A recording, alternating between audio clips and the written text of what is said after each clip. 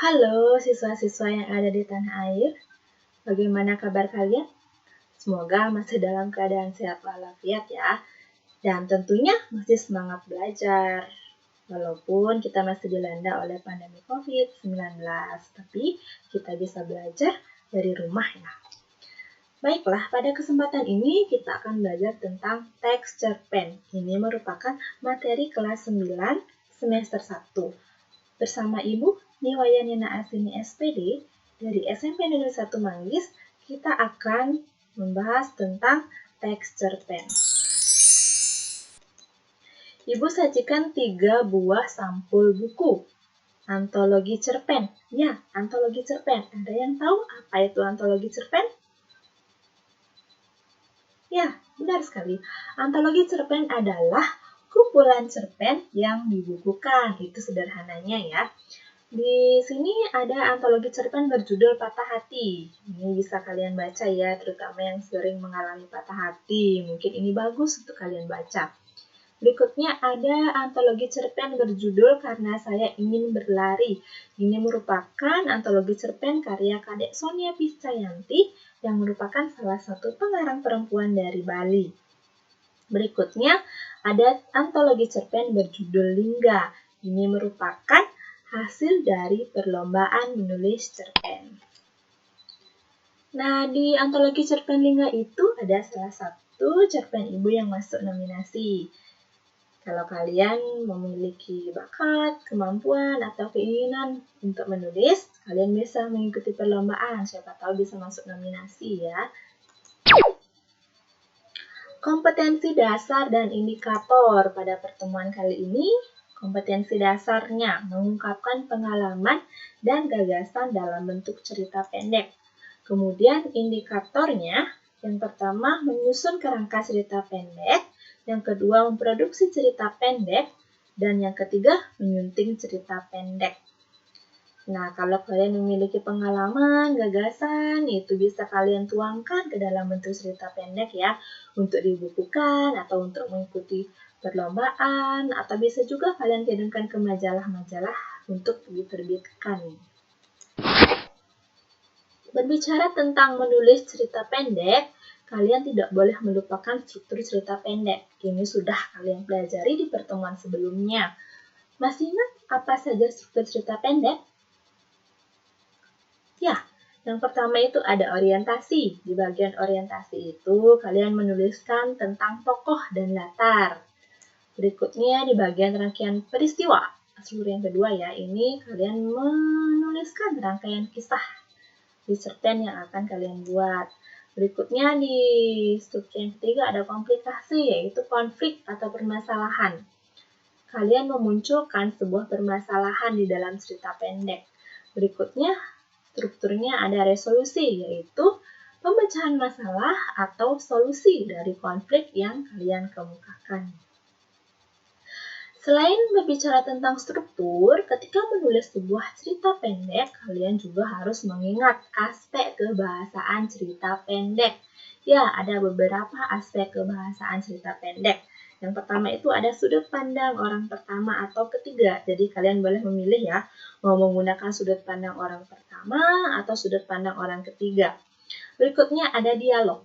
Sebuah cerita pendek akan lebih bagus jika disajikan dengan beberapa dialog. Jadi tidak hanya berupa narasi semata, ada bagian dialognya.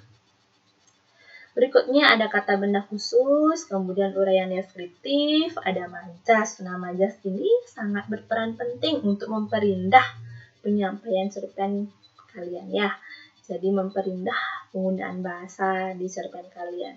Berikutnya ada pertanyaan retoris. Ini juga bisa kalian cantumkan di bagian cerita pendek yang akan kalian tulis. Berikutnya, Ibu sajikan tentang langkah-langkah menyusun kerangka cerita pendek. Jadi sebelum kalian menyusun cerita pendek, itu akan lebih baik kalau kerangkanya disusun terlebih dahulu. Tujuannya untuk memudahkan kalian menyusun cerita pendek. Kalau tidak pakai kerangka, biasanya cerita pendek kalian itu stuck di beberapa bagian, mungkin mengalami kebuntuan atau susah untuk dikembangkan. Jadi kerangka itu perlu ketika kalian menulis ya. Langkah-langkahnya yang pertama susun inti orientasi, susun inti rangkaian peristiwa, kemudian susun inti komplikasi, dan susun inti resolusi. Jadi ini merupakan inti-inti dari struktur cerita pendeknya. Kemudian berikutnya ada langkah-langkah memproduksi cerita pendek. Nah, setelah kalian berhasil membuat kerangka cerita pendeknya, kalian harus memproduksi cerita pendek itu, mengembangkannya. Yang pertama menentukan topik, jadi ditentukan topiknya itu cerita pendeknya tentang apa ya, percintaan atau pendidikan dan lain sebagainya. Berikutnya menentukan latar, jadi ditentukan latarnya, latar tempat, waktu, dan suasananya. Berikutnya menentukan tokoh, siapa nama tokoh yang akan kalian gunakan di cerpen kalian. Berikutnya menentukan sudut pandang, apakah kalian akan menggunakan sudut pandang orang pertama atau orang ketiga. Kemudian menciptakan konflik, jadi permasalahan intinya. Menentukan alur, apakah kalian akan menggunakan alur maju, mundur, atau campuran. Berikutnya menentukan judul, baru kemudian menulis cerita itu. Nah, pada bagian penentuan judul ini boleh kalian buat di awal cerita, di akhir, atau di tengah-tengah. Jadi ini bersifat opsional ya.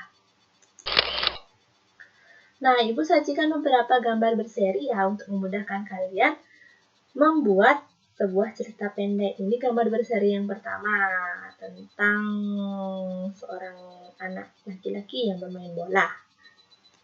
Berikutnya gambar berseri yang kedua, ini tentang anak perempuan yang bermain lompat tali. Jadi bisa kalian kembangkan menjadi sebuah cerita pendek. Berikutnya gambar berseri yang ketiga, ini tentang orang ya yang mengalami kecelakaan. Ini juga bisa kalian kembangkan menjadi sebuah cerita pendek.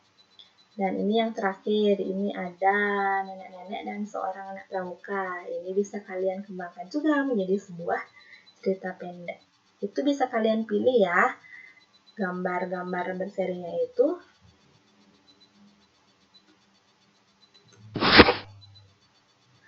Nah, setelah kalian membuat cerita pendek, ada baiknya dilakukan penyuntingan. Ini bertujuan agar meningkatkan kualitas cerita pendek kalian, terutama dari segi tata bahasa. Menyunting itu sama dengan memperbaiki atau merevisi ya.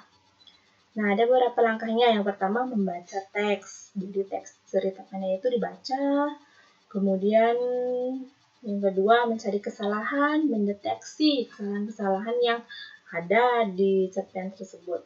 Berikutnya, menelaah kesalahan, mencermati, kemudian